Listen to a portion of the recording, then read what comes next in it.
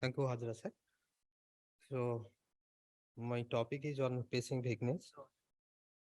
No, no.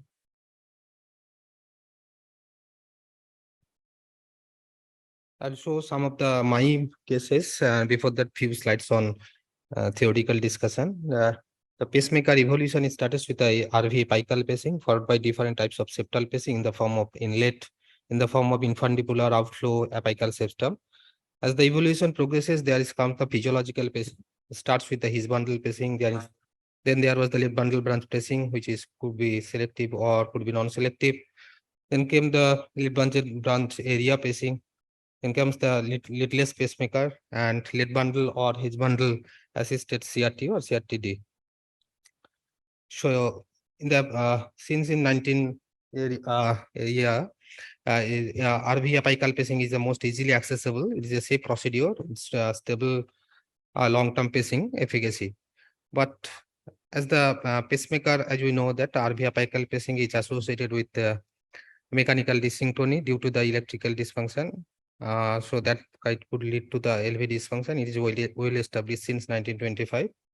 Then came that some concept of septal pacing. Some small institutional data shows the benefit of RV septal pacing over the RV apical pacing. It could prevent the subclinical heart failure. It could have been the beneficial for heart failure hospitalization. Can prevent the pacemaker cardiomyopathy. Can also delay the progression of atrial fibrillation. But a large number of meta-analysis and RCT shows there is no clear-cut benefit of RV septal pacing over the RV apical pacing.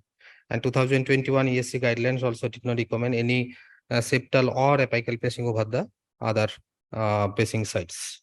So then came the physiological pacing, where it is preferred whenever the pacing percentage or need of the pacing percentage is quite high volume, already having some form of LV dysfunction, systolic. And of course, if does not fulfill the CRT criteria, although some patient who are having the criteria needs the CRT, you can have the lead bundle branch pacing, but still some debatable question. So why the physiological pacing is preferred over the lead bundle RV, RV apical or septal pacing?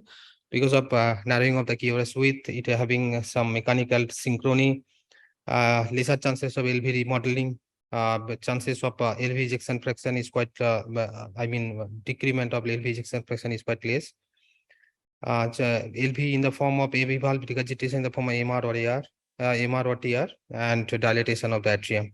And overall, the physiological pacing has been shown proven to reduce the all-cause mortality, heart failure, hospitalization, and onset of atrial fibrillation. So there's some basic difference between the his bundle and lead bundle branch pacing, which has been shown already described by the Ullas sir, my mentor during my Triple M in Chennai.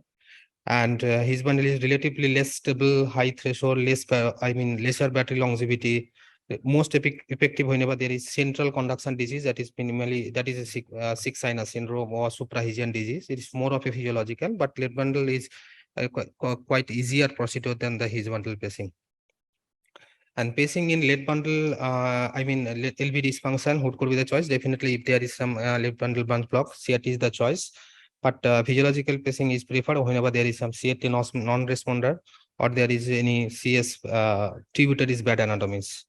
And definitely, lead bundle assisted CRTs in different trials had been proven that effective than isolated CRT. This is the trial which can shows the changes of LV ejection fraction from baseline is quite better with lead bundle assisted CRT than the YV pacing. So then I will show some of the cases that are done by me. So it is the RAO view. It's showing that basically looks like could have been some physiological, could have been septal, but in this typical lead, you cannot do the physiological pacing unless you hit the some conduction system, and some EP knowledge should have been there before doing the physiological pacing. LAO also view looks is quite good. That is the RV lead is looking backwards towards the spine. But then comes the physiological pacing. If before the physiological pacing, you should have the two leads, one in the his bundle and another in the RV apical. And if you do the lead bundle pacing, then you should your lead bundle, RV pacing lead should have been 1.5 to 2 centimeter below the his bundle leads. And there would be in RAO view, there would be a line drawn from the tip of the his bundle to the tip of the RV lead catheter, and it should have been somehow over the that perpendicular to that line and 2 centimeter or 1 inch below the his bundle tip. And you can, this is the final view of the lead bundle lead bundle pacing. It's LO view, it actually looks towards the 2 o'clock. This is another patient is basically his bundle pacing. In LO and towards the right, it is the RAO. In it is close to the his bundle tip, and it is, if you look properly, it is more towards the 1 o'clock. So 1 o'clock is more towards the is his bundle, and 2 to 3 o'clock is more towards the lead bundle. Provided definitely some EP data also help you to guide whether it is in his bundle or lead bundle, and morphology of QRS in V1 as well. And this is the final picture of the his bundle. So first one is the lead bundle, and this one is the his bundle. And this is the patient basically came had a history of pacemaker, only single chamber unipolar in 1992. They again had a box changes in 2005-6. Had a significant pacemaker induced cardiomyopathy and had a history of NSVT during Holter. So go for CRTD.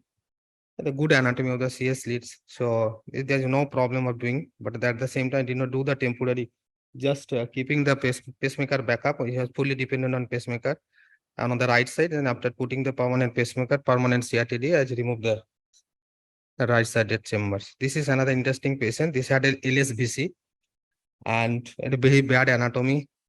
During the venogram from the left side, they have shown the note significant LSBC was there, and during the CS venogram, there is no significant tributaries what I could not found. But during the subciliate catheter, you can show that there is some one vein is tributaries of the CS, that is postulateral vein, you can see.